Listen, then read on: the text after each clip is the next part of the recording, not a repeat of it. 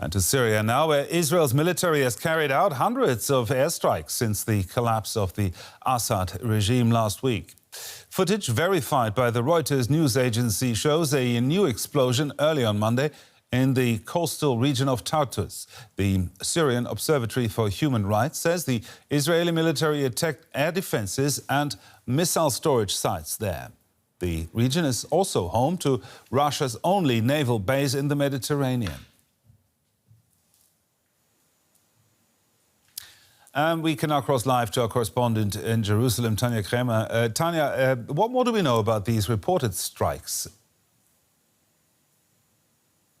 Well, this appears to be one of the latest strikes by the Israeli military. Here we understand that these were unusually powerful strikes in the area. It's reported here in the media that they might have struck air defense and surface-to-surface missile weapon storages there. This is part of a very large military campaign by Israel that we've seen since the fall of the Assad regime. Last week, the Israeli military had said they're striking, targets such as airfields, anti-aircraft weapons, weapon storages, arms production sites. And we've seen that in the past. It was always the targets were weapon transfers to the Iranian proxy, the Lebanese Shiite militia Hezbollah, or it was strikes against what Israel described as Iranian entrenchment in Syria. Right now, they have described this military campaign that goes throughout Syria in the past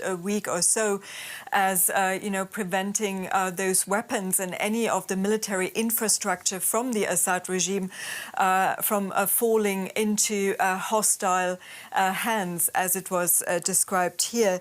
Now, the sheer scale of these strikes has been condemned by many regional powers here in the region.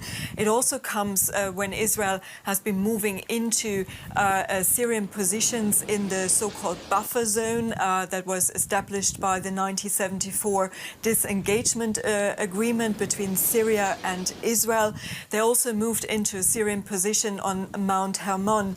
So all this has been criticized because it's in violation of this agreement and of international law here. But so far, Israel has been undeterred. They have been saying this is because they don't know what the next regime will look like in Syria. And we also heard from Prime Minister Benjamin Netanyahu over the weekend. He said in a call that he had with President-elect Donald Trump that there's a need to complete Israel's victory. There's a lot of talk here also in Israel what that might mean and whether this could also imply that now with the Iran's proxies weakened in the region that Israel might go for a preemptive strike, as it's described here, against Iran nuclear sites. Tania Krämer there reporting from Jerusalem. Thank you, Tania.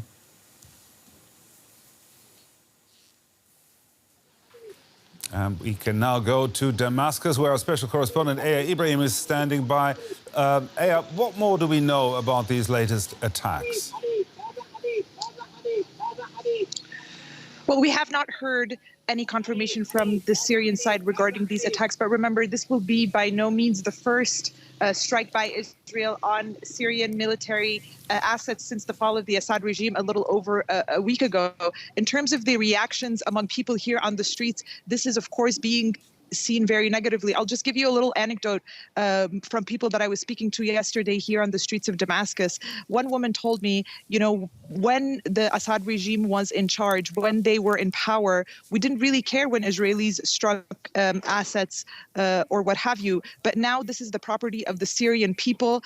These assets, that's where our money had been going for the past years and years and years. And we want to be able to have some kind of set assets in this country. This now belongs to the Syrian people. So, of course, with this new sense of belonging among Syrians, a new sense of ownership of their country that has come after the collapse of the Assad regime, there's a lot of anger towards Israel for basically what have been nonstop strikes on Syrian assets since the fall of the regime. So there's a lot of anger on the streets here in Damascus towards Israel and its actions in their country.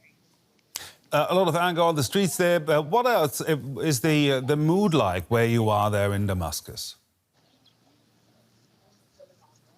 Pretty euphoric, I would say. I mean, we're a little bit over a week into the fall of the regime, and there's definitely a sense of normalcy that is returning to the streets. Yesterday, schools, universities opened, but definitely there's a lot more freedom for these students that have been returning. We saw protests, celebratory protests staged by many university students in which they took down more of Bashar al-Assad's statues.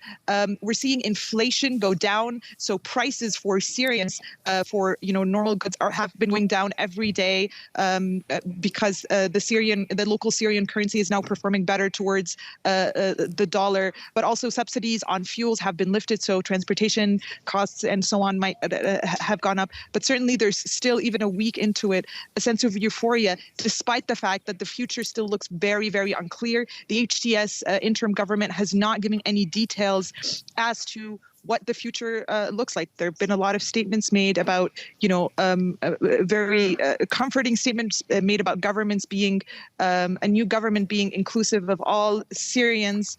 But so far, no details yet. At the same time, the euphoric celebratory mood is something that you feel everywhere here in Damascus. It's really quite overwhelming. DW special correspondent Ibrahim there reporting from the Syrian capital, Damascus. Thank you, Aya.